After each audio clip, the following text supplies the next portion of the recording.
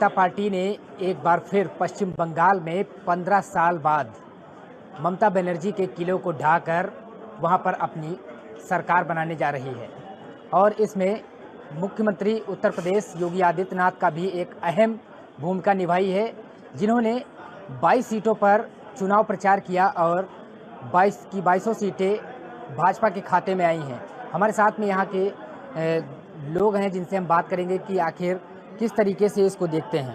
अच्छा जी, जिस तरीके से पश्चिम बंगाल में 15 साल बाद ममता बनर्जी के किले को ढाकर भाजपा सरकार बनाने जा रही है। आचार्य संजय मिश्रा लखीमपुर।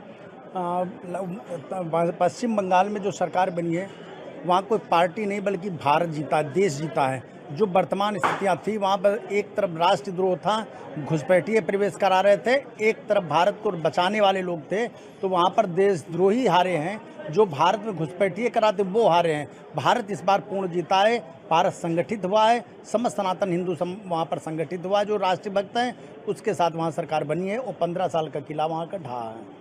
पश्चिम बंगाल में पहली बार ममता बनर्जी के किले को ढाया है भारतीय जनता पार्टी ने पहली बार कि, और जिस 22 सीटों पर मुख्यमंत्री योगी आदित्यनाथ ने भी चुनाव प्रचार किया था।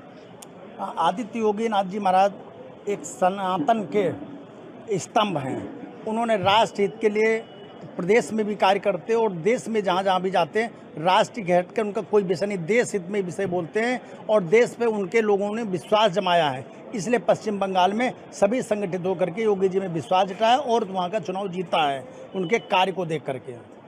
और भी हमारे साथ में है देवव्रत भाई, जिस तरीके से पश्चिम बंगाल में बीजेपी की पहली बार 15 साल बाद सरकार बनने जा रही है। देखिए, ये बड़ा ही हर्ष का विषय है कि आज वहाँ पर सनातन धर्म की विजय हुई है और जिस तरीके से बंगाल में आपने देखा था कि मुर्शिदाबाद और अन्य जगहों पर हिंदुओं पर अत्याचार हो रहे थे, उन सभी का प्रतिकार लिया गया है और आज के समय में ये ज़रूरी भी था। हमने एक बार पहले भी आपको बताया था कि प्रतिकार की आवश्यकता है और ये बहुत बड़ा हमारी जीत है और प्रतिकार के रूप में हम इसे देख रहे हैं कि वहाँ पर हिंदू सभी एक हुआ और प्रतिकार लिया और ममता जो बानो थी उनका जो है बहिष्कार किया और हमारी सरकार बनी।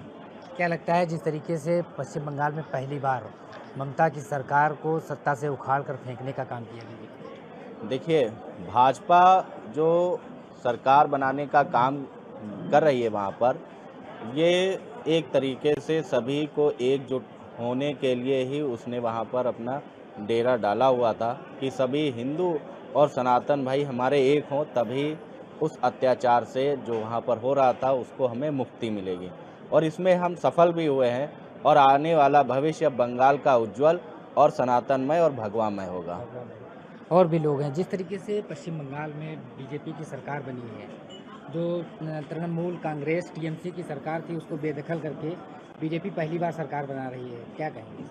तृणमूल कांग्रेस एक जो है अत्याचारी कांग्रेस थी जिसने ये दिखा दिया था कि हिंदुओं का कोई अस्तित्व नहीं है और वहाँ पे देवी देवताओं के जो त्यौहार होते थे, जो हिंदुओं के त्यौहार होते थे, उसमें हर त्यौहार पे कहीं ना कहीं कोई ना कोई वाद विवाद होता था, पत्थरबाजी होती थी, जिसको जो है हिंदू सनातनियों ने उखाड़ फेंकने का काम किया है। योगी मोदी की जय है। और क्या लगता है बीजेपी में जो पहली बार सरकार बन रही है उसमें मुख्यमंत्री योगी आदित्यनाथ की भी अहम भूमिका निभाई रही है? बहुत बड़ा योगदान रहा है। उत्तर प्रदेश में जिस तरीके से उनका कार्यकाल रहा है, जिस तरीके से उनके कार्यकाल को देखा गया है, उसी तरीके से वहाँ पे भी मांग थी योगी आदित्यनाथ जी आएँ और प्रचार में सहयोग करें, जिसके सहयोग से जो है वहाँ पे सरकार में बनाने में मदद मिली है। मुख्यमंत्री योगी आदित्यनाथ की जिस तरीके से 22 सीटों पर अहम भूमिका रही है, किस तरीके से देखते हैं? देखिए, मुख्यमंत्री योगी आदित्यनाथ जी को सनातन प्रणेता के रूप में हम लोग देखते हैं और सनातन धर्म रक्षक के रूप में भी हम उन्हें देखते हैं। जिस तरीके से उन्होंने 22 सीटों पर प्रचार किया है और 22 की 22 सीटें हमने जीती हैं, तो यहाँ पर ये दिखाता है कि उनके जो लोकप्रियता है वो सनातन रूपी लोकप्रियता है और इसके लिए उनको हम बहुत बहुत बधाई और पात्र समझते हैं और ये हमारी सनातन धर्म की जीत है। तो जिस तरीके से आपने सुना कि जो मुख्यमंत्री योगी आदित्यनाथ ने जिन जिन सीटों पर चुनाव प्रचार किया और उसको लेकर के यहाँ के लोगों का क्या कहना है। लखीमपुर खीरी से अजय मिश्रा, इंडिया न्यूज़।